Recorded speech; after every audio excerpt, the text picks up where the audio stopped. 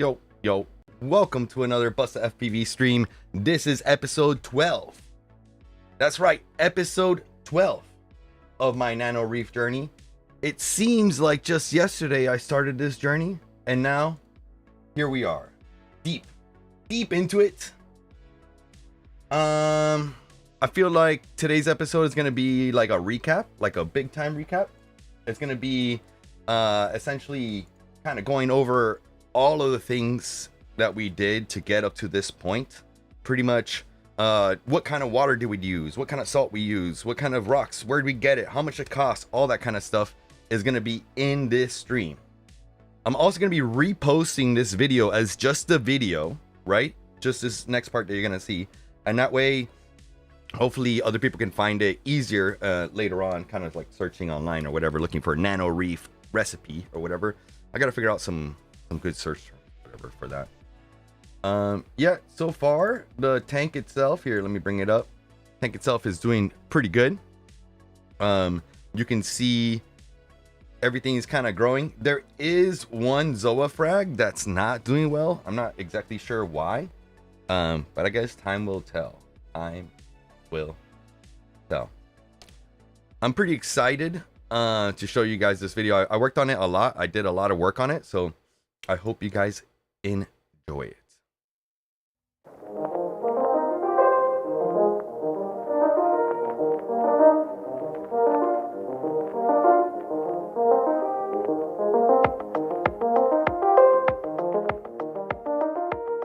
So this video is going to be a recap or a recipe, if you will.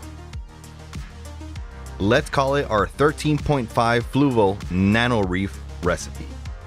This will be your 30-day update and how to get to 0 ammonia, 0 nitrites, and 5 nitrates in just 30 days.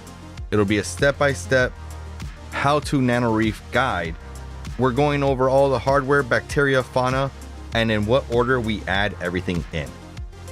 You'll also get a good idea of how much time and effort it costs to make and set up one of these ecosystems. The first thing we got to start off with is the tank. We got a fluval 13.5 gallon tank. I would imagine this would work with bigger tanks too, but specifically these instructions will be for this Nano Reef tank. And it cost me $210 locally at Aquarium Depot. Even though this is an all-in-one and it includes a return pump and a light, it's not really all you need. You need a bunch of other stuff, and it's most definitely not all I want. But there's definitely going to be some needs to this all-in-one. Let's start out with the 50 watt heater. I went with the Sissy one contactless. This way you can use your phone to control the temperature. Sorry, seat sheet. You need a power head. I went with the Aqua Illumination Orbit 2. I think being a peninsula needs a good amount of flow. This might be a little big, a little overkill.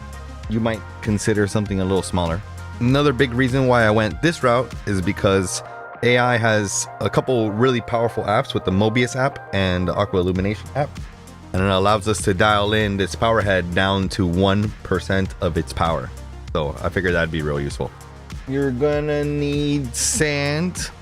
I went with the Caribsea Arag Alive Hawaiian Black Aquarium Gravel. It's like 20 pounds in the bag. I used almost all of it, probably like 18 pounds of it. I like the look of this. It's also a little coarser than the fine sands, so I should be able to kind of use a little bit more flow than in regular sand. And it also comes with live bacteria already in the sand, which is going to be super important once we get this wet. I guess we're going to need some rock too. The rock that we went with was Caribsea's Nano Reef kit. It brings 2 arches and some rock rubble. This isn't the only rock we added. This is like the dry rock that we added. This rock is actually it's like not real rock, it's like an aragonite material. but it is infused with spored bacteria. It should help us with our biological filtration. Unfortunately, it doesn't really add to our biodiversity because Carib Sea only claims it has the same Aereg alive bacteria that's in the sand. It did take time to make the rock work what it is. Okay. Huh? Episode 3 of my Nano Reef journey. Complete. Aquascaping part 1. I guess I thought it was going to take more than one. No, you know what? We have to put the epoxy. Oh. And that'll probably be next episode. Wow. Did everybody get to see it when it was just pieces? No, they just saw the square, the empty square, remember? Within this general area. Because it was like, what, like 10 of those separate rocks? Mm-hmm. And now you have like a nice little cave. And they are 2 separate pieces, like this. Wow. Does separate. Now what we're gonna do in the next episode is I have this epoxy. Boom. We're gonna roll this epoxy into like little strips, and then we're gonna kind of stuff it. Gonna stuff it into all these like kind of like little nooks. See what I mean? Just so that we can make sure that it stays like real together. You know what I mean? And then that's when you dust it with the sand, right? After that's done, then we go in with the other glue. We kind of smear the glue over the epoxy, and then we go in with the dust. I can see that. Yeah, next episode for sure. Yeah, there's still one. That's why I put part 1. So it did take me about, I would say, 4 hours, maybe a little bit longer with the design of the cardboard here to get a template and an idea of the actual footprint of the tank. And it was about $34 in accelerant, glue, and epoxy. But all in all, I think it looks great, and I'm super happy with my Nano Reef arch. Look at it.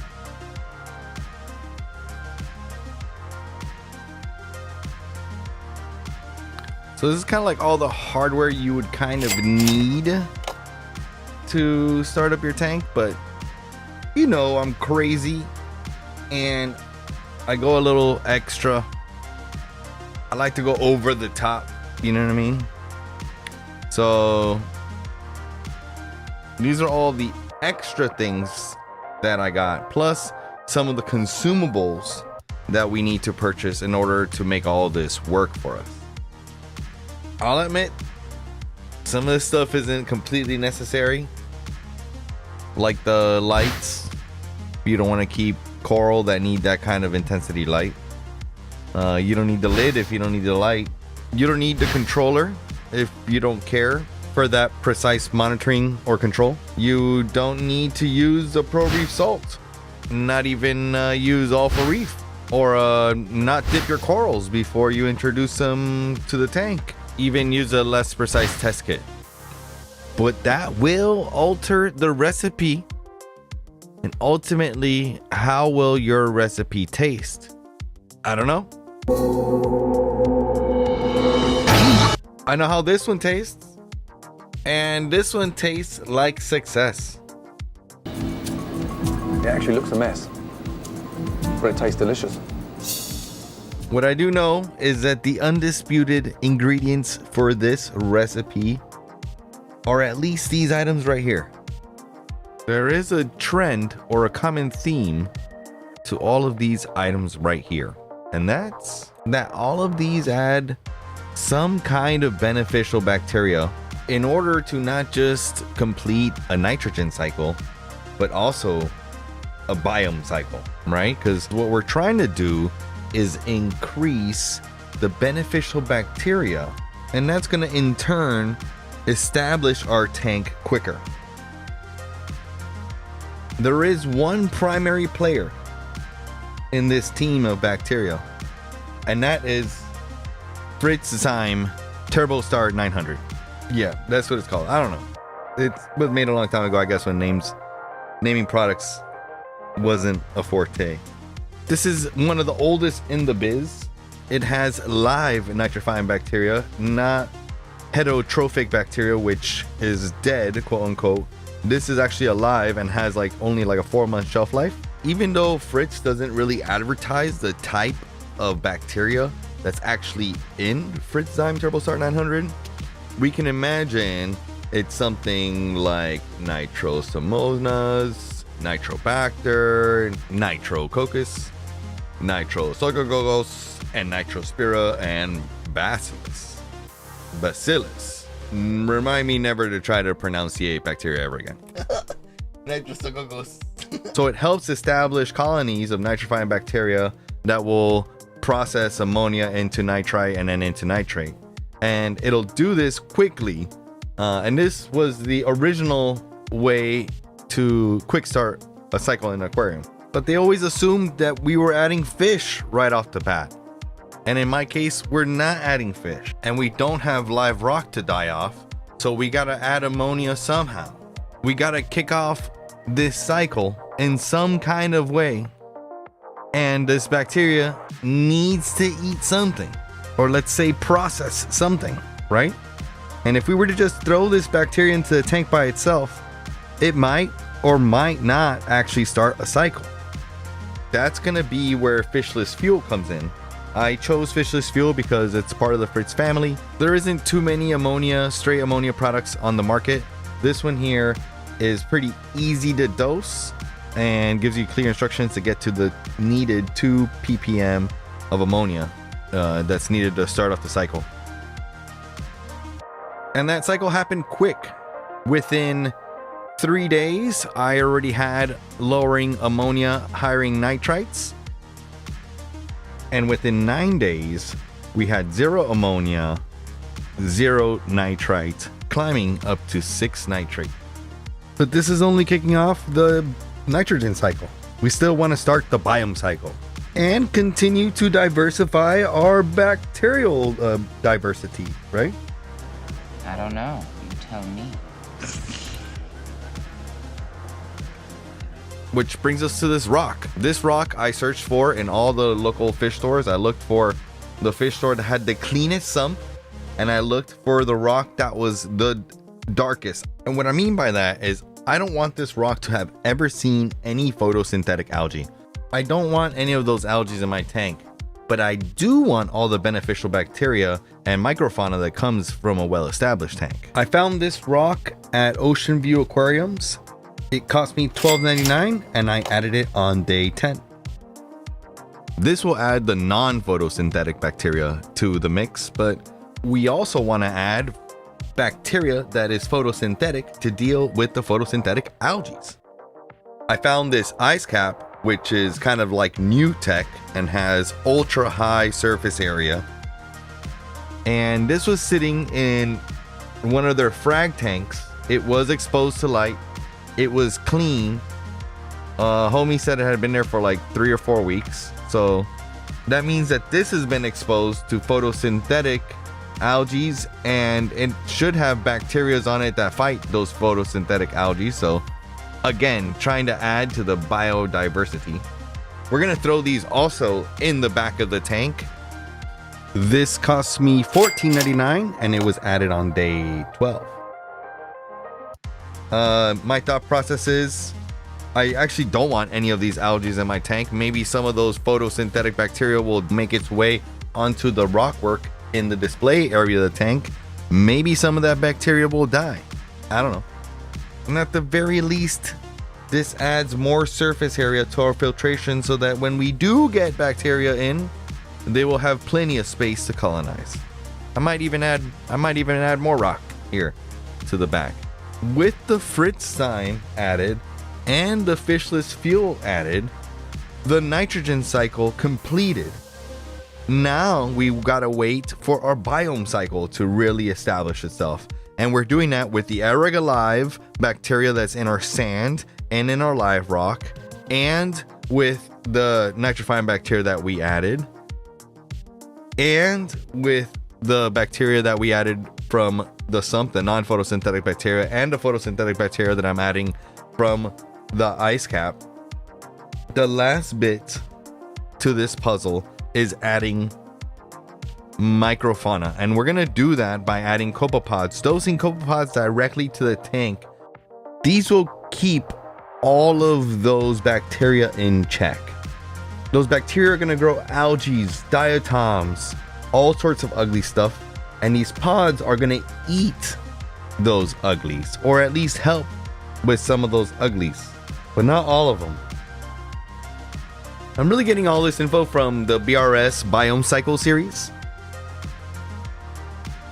Their Biome Cycle series kind of went through a bunch of different establishing periods of tanks with different methods: dry sand, dry rock, live rock, blah blah.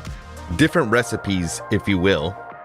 And at the end of the day, some of them beat the uglies by themselves.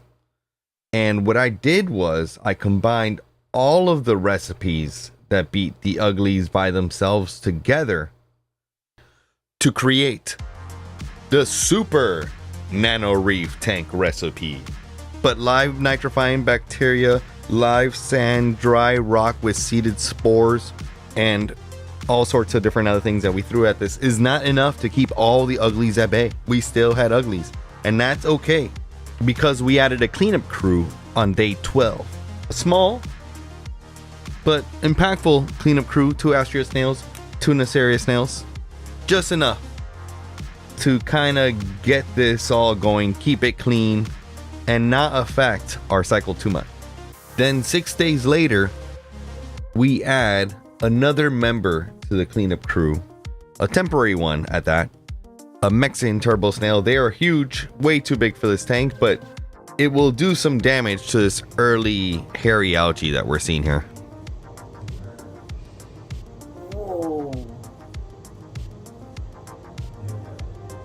The reason why Bulldozer is temporary as well, because he bulldozes everything over. This tank is super little. He's over 3 inches wide, which means everything he runs by gets tipped over. Yeah. I wish I could keep him. He's just way too big for this thing. So where does that leave us off? Well, we're 30 days in. Tank is looking good. And we've done several things to get to this point. Let's list them out. So pull your pencil and pads out and get ready to take some notes. Yeah, man, turbo snail. I guess we'll start out with what the recipe actually is. What is this recipe? Well, the recipe starts with the Fluval 13.5 gallon tank.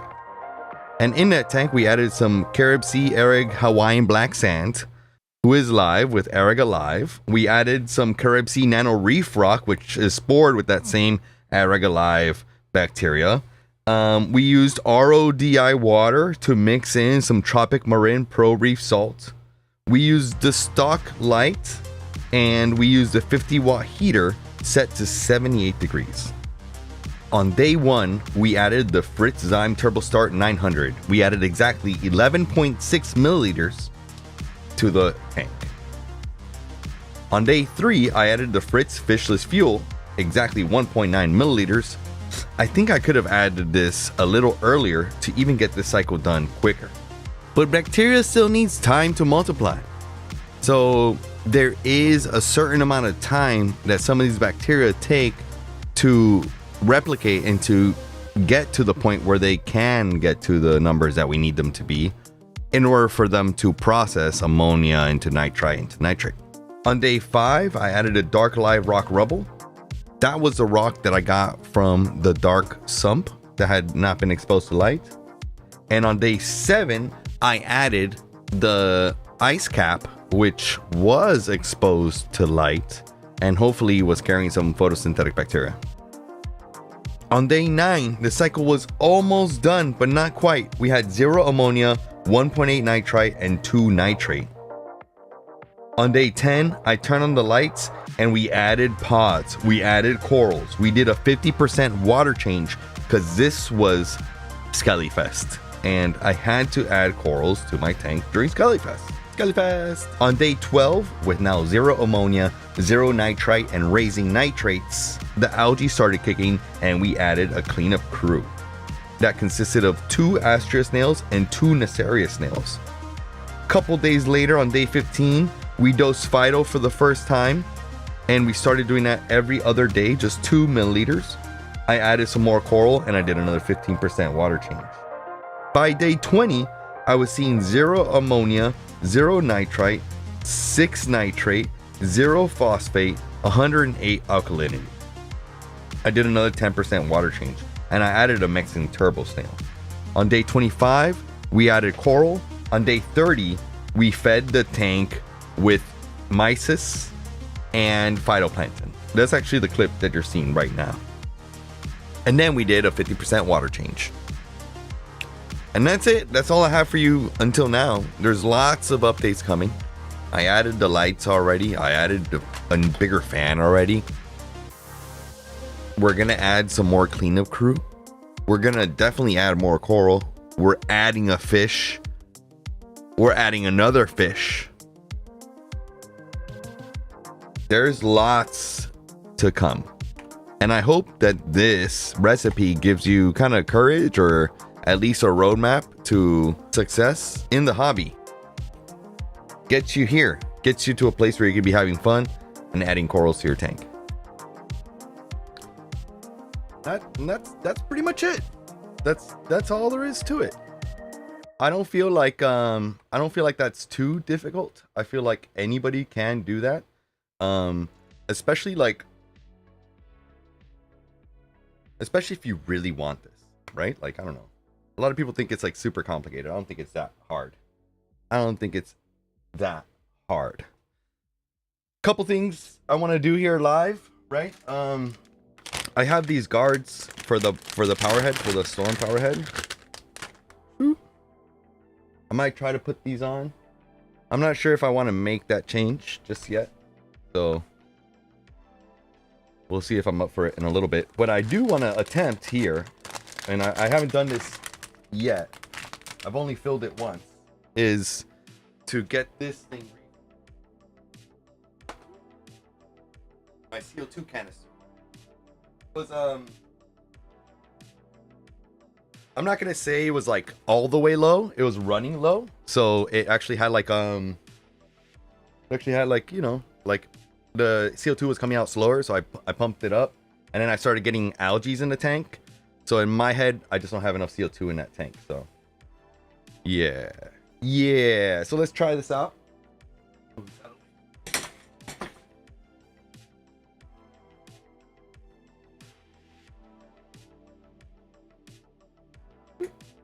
All right.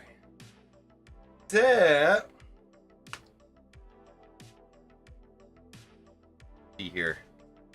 If I can't angle this camera down a little bit more so you can see what's happening. There we go. All right, so let's see if we can make this work. So it says to remove this bubble counter here. First, we're going to be doing a couple things to this. We're not just going to be replacing the actual baking soda and citric acid in there, but also got a couple items here from F-Zone. Got some new black hose. I got a different what are they called? Diffuser, and a little like a little check valve, which I'm supposed to have. I haven't. Okay, so it's showing like 0 psi, so I should just be able to like open it. I would imagine there's gonna be some gas in there.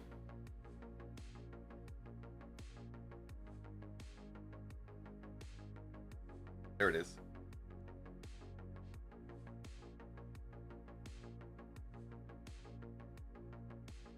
Pretty much marking 0.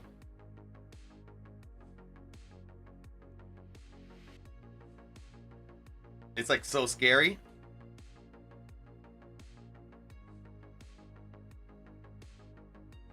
Okay, there it goes. We got some hissing.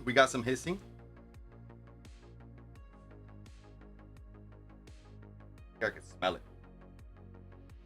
Not good, right?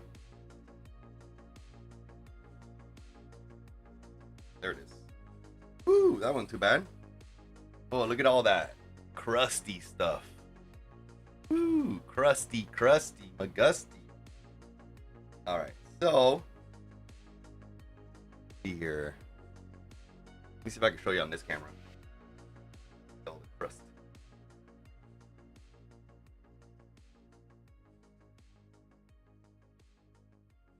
Guess I'm gonna clean that stuff. And I'm sure the stuff that's in here is gross. I can't see in there, but I'm sure it's bad in there. Yeah. Let me bring a bucket out here real quick. I got to bring a bucket. I guess might have to raise this in. Okay. Be right back.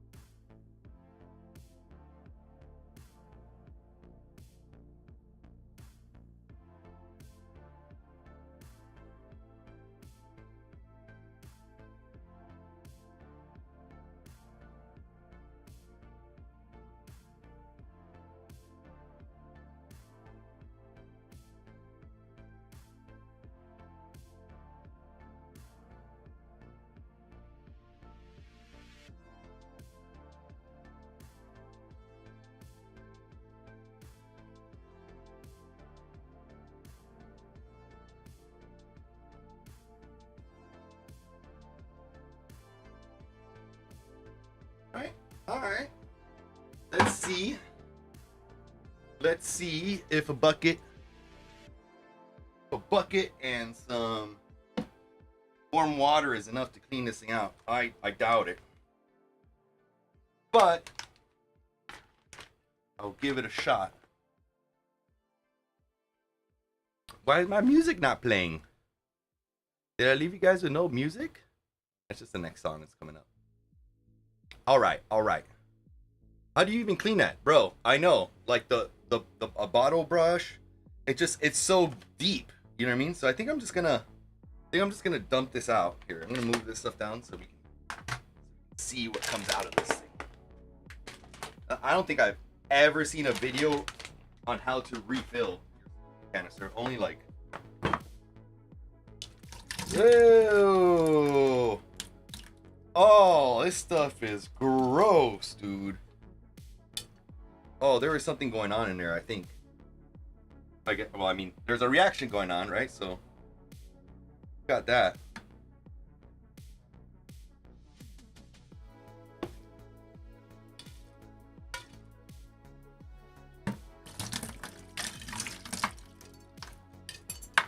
We got chunks of sodium coming out.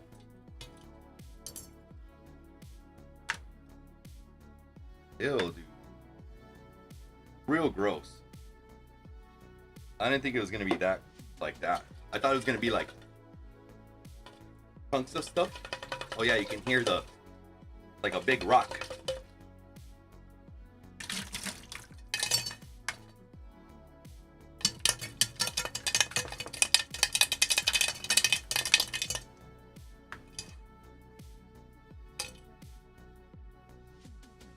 Yeah, it's like something happened there. I don't know. Well, you know what? I don't know, because maybe it is supposed to be black. I can't imagine.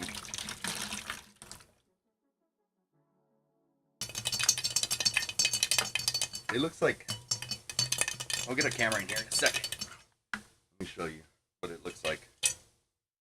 Oh, it's starting to fizz now. So I guess that's good. Look at this stuff.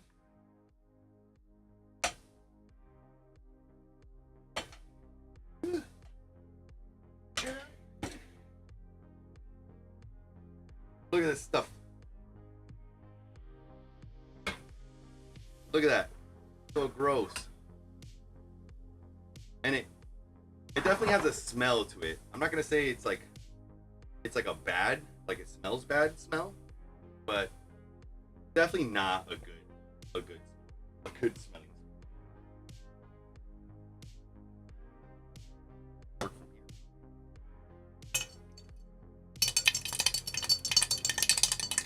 There's like a little something stuck in there.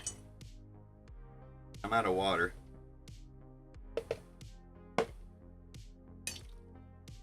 I'm gonna go outside with the hose. I'm gonna try to do that. I wonder if you can make it up with me outside. Let's see. I don't think so. This might not work. Dude, yeah, man. Imagine. Like, I made sure I didn't have pressure in there, so I guess I could say that too. One of the things that I did was make sure that that it had no more pressure in it, and the way I did that was I opened up the valve a lot, you know, and then once the valve was open, I went ahead and I like let it out. I let it out to like I let it out into the atmosphere. All right, come with me on a journey outside. Let's see. Make this.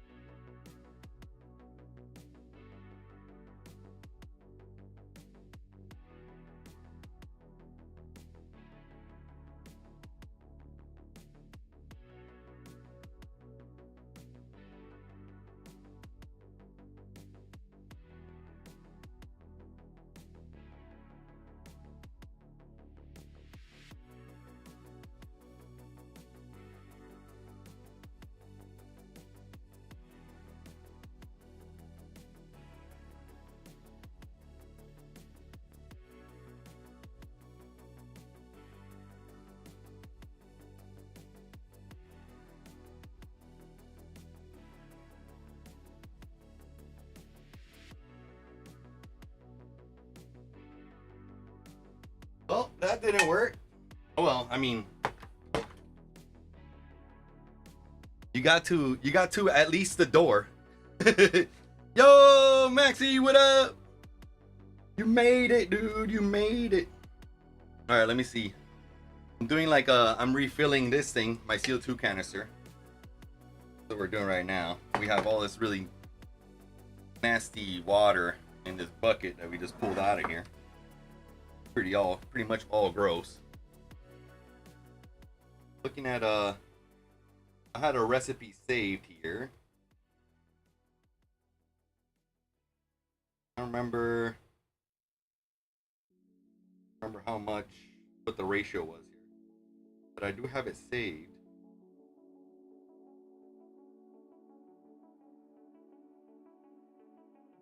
Okay, so I'm supposed to be doing 200 grams of citric acid to 260 grams of bicarbonate. So I'm just gonna write it down here.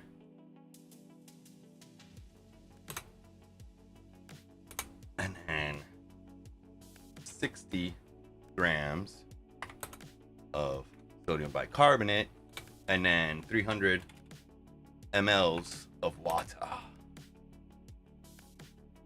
I'm gonna copy that. Okay.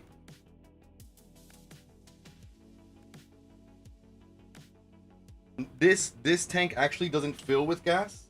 This is what's called a do-it-yourself CO2 reactor. And a lot of people used to do this with just like a soda pop bottle or something, but it really, like with the soda pop bottle, there's just not enough, like it's not enough pressure, you know, in order for it to like give off gas for enough time for that reaction to happen long enough.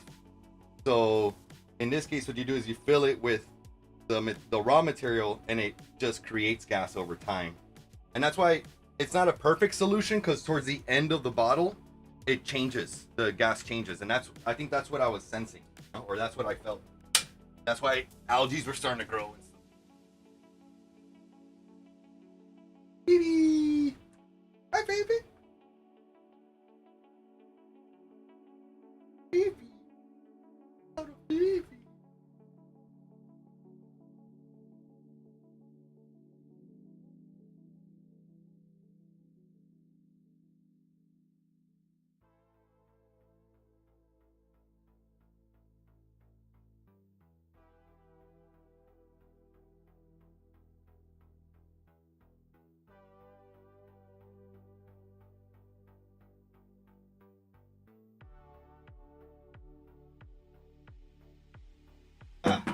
Okay.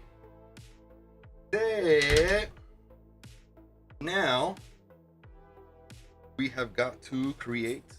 You know what? Maybe a little gross. I'll scrub that right before I go to put it in. Ugh. Guys, okay, so getting more wet. You know, is it less cost? That's like a hard question. What it is though, you know, and what put me off with like, and why I didn't get just like a gas container, like a lot of people do, like a small scuba tank or something like that, is because there's like no kit like that comes with like a regulator and a container or anything like that. Like it's like you have to buy everything like one piece at a time. I had a hard time finding like a solid kit, you know, that I was like, oh, this works. So, but this came all together and it seemed pretty easy. You know, it kind of comes with the instruction on how to dose. It says to do 200 to 220 A to B, but it doesn't really say what A or B is, and then 300 mLs of water. So like the instructions on there are kind of like not the greatest, and that's why I think, or that's why I have this recipe: 200 grams of citric acid, 200 grams or 260 grams of sodium bicarbonate, and 300 mLs of water. Yeah, for like a soda machine or something like that. Yeah, like they look like oxygen tanks. They look like oxygen tanks.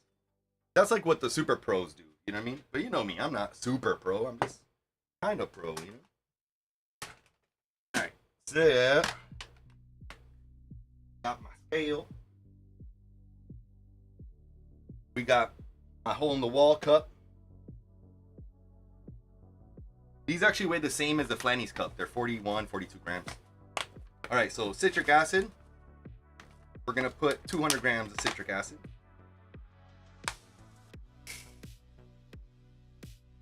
200, 150, 165, 170, 173, 174, 88, 95, 98, 200 on the money, baby.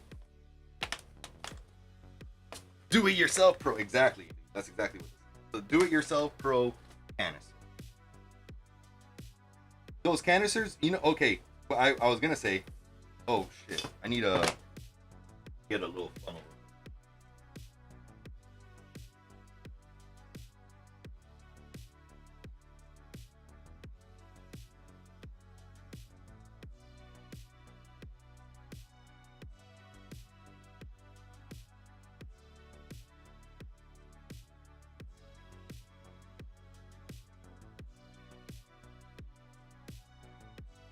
All right.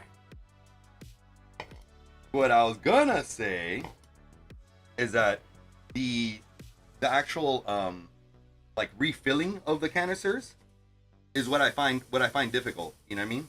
Like where to refill canisters. Like a lot of people say, oh, you can go to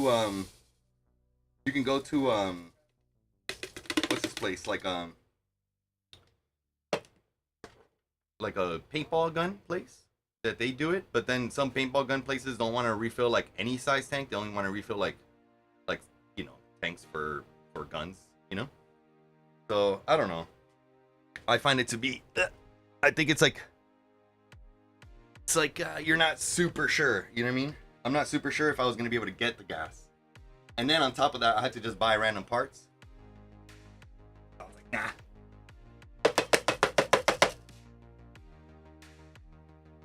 All right, and now we're gonna do 260 grams of sodium bicarbonate, or baking powder, pretty much, right? That's all sodium bicarbonate is. I'm an idiot and I bought the super expensive sodium bicarbonate. It's like medical grade or something. I guess I don't need it. 180, 190, 200, 210, 220, 230, 40. Oh, went a little over. 275 in there, so I'm gonna get some of this out of there. If I don't make a mess.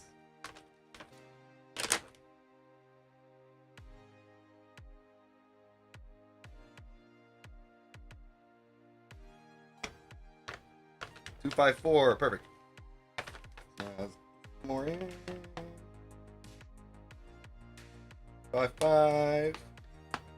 Come on. 257. 260. All right. And yo, restaurant supply, I could see that. But you see all that complicated everything. I was like, I know that I can just buy the raw material and just make it on my own whenever I need it.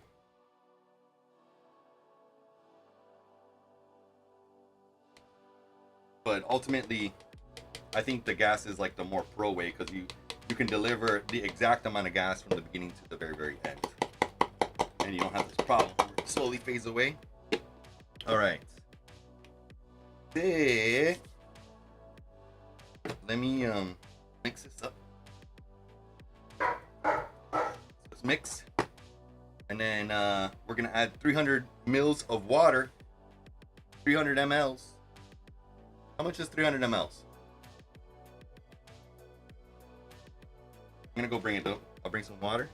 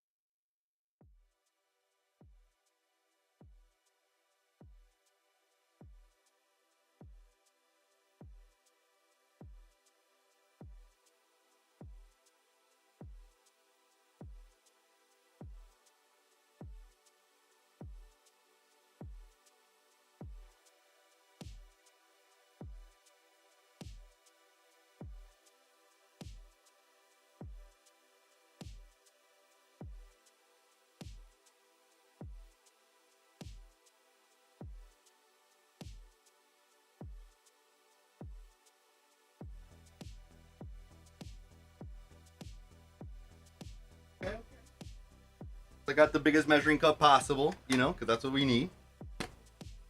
I'm gonna let it right at 300 ml.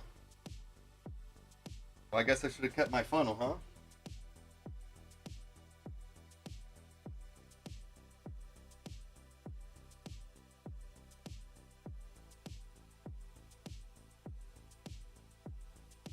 Okay, here it is. Man. All right. What's up?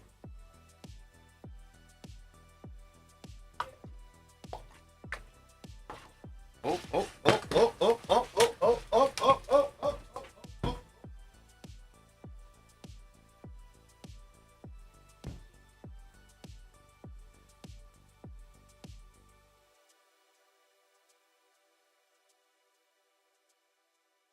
Guess I should have poured the water in slowly. God damn.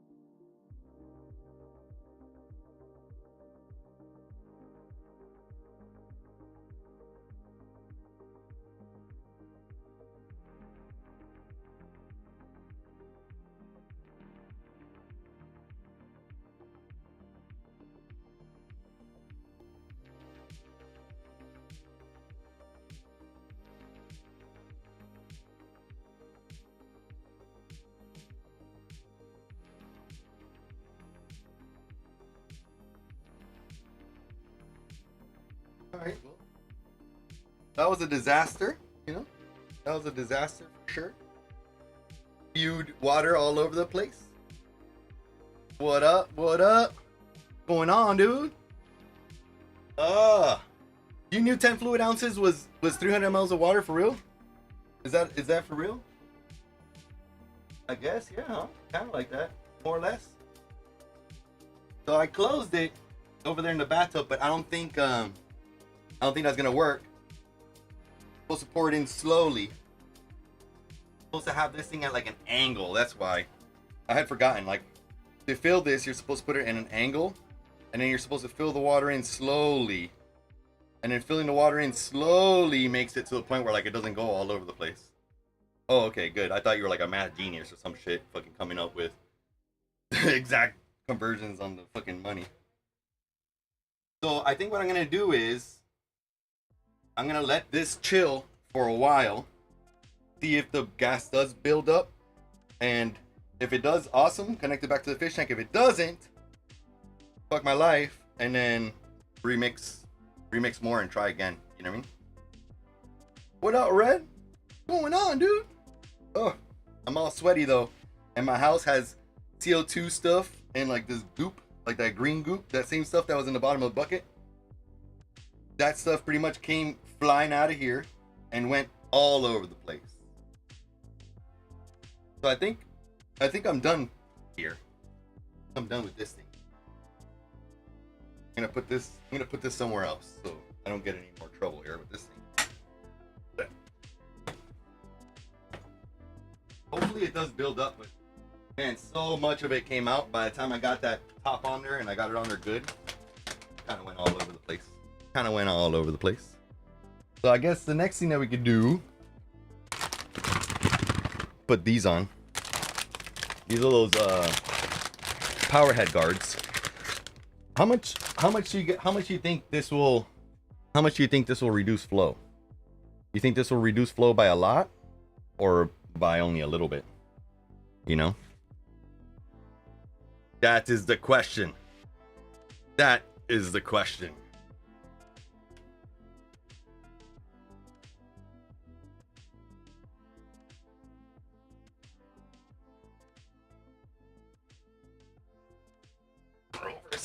You have another angle here. Or so I can show you what the power head looks like now, I guess.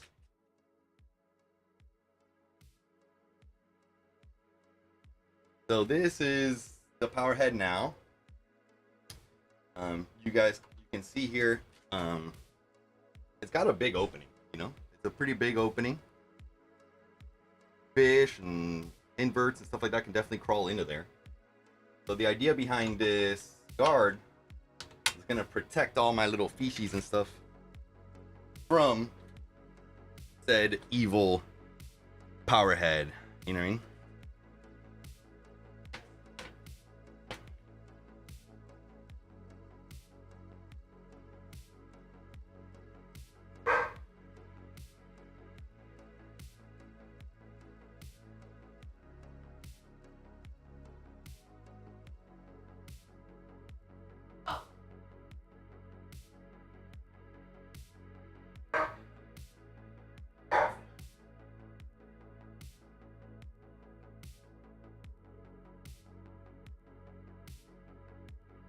Okay, so let's set ourselves up here.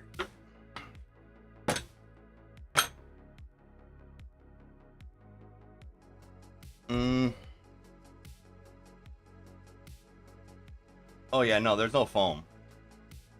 Yeah, I'm gonna be cleaning it regularly. I think, right? Because every 3 months you clean your power heads or whatever, something like that.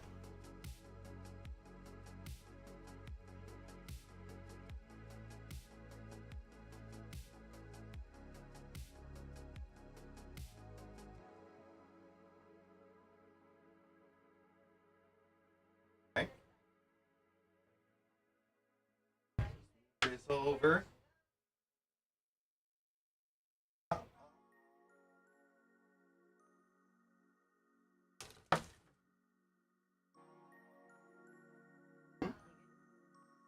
A little bit there, but then in the hallway. I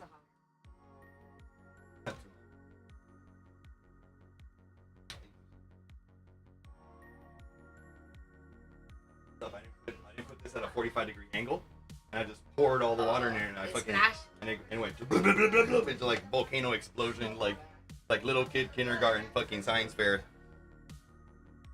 All right, let's see here. Once a month, god damn, that's a lot. It feels. That's a lot. It feels. Just slip over. Very convenient. Oh yeah. Lightweight. That was easy.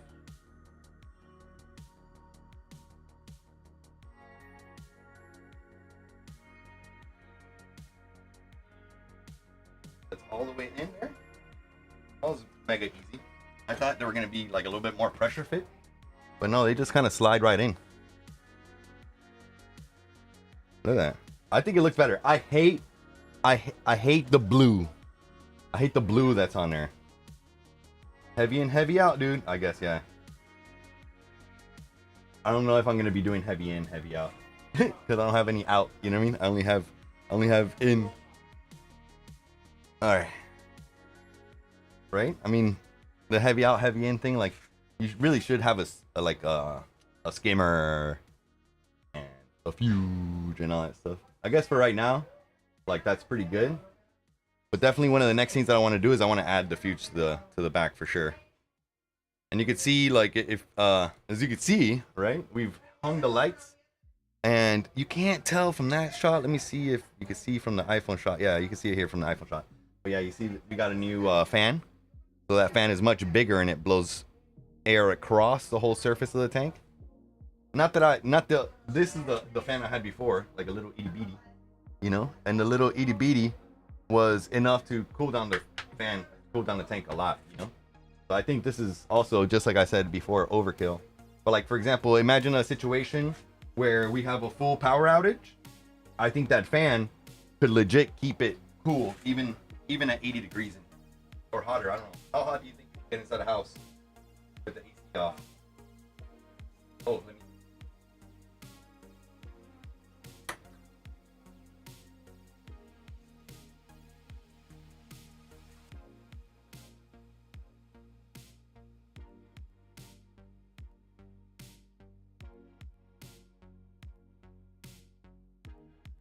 For it, I have a little line mark where my lights were.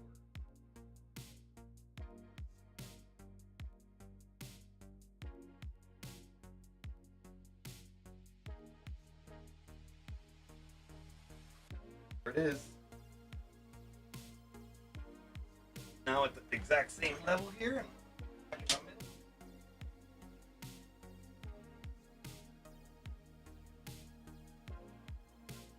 Beautiful. Beautiful. Oh shit. Almost knocked everything over. Oh, almost did it again. That's cool.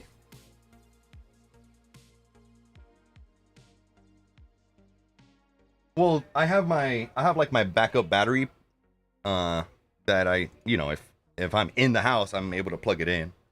So that's kind of like my thought process there. Like if I have power outage, grab my battery, plug it into the power bar from the Apex and see how long it lasts. I haven't actually tried it. I should probably try it, right?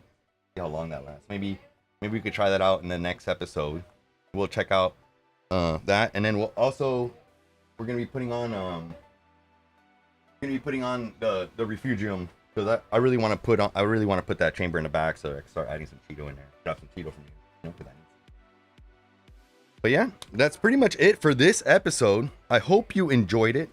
We are going to be doing another episode sometime next week. I'll probably redo this CO2 canister because it's still sitting at 0. So we'll probably redo the CO2 canister, and I'll do it like offline or whatever. And then I'll show you how I did it and show you how to do it like the proper way, I guess. And then we'll also install the in-tank chamber in the back. And I'll give you guys updates and stuff. I have a sick Zoa, or Zoa is not doing super awesome. I don't know why. It seems to have a couple polyps open today, so that's good. But yeah, we'll talk about all that stuff on the next episode.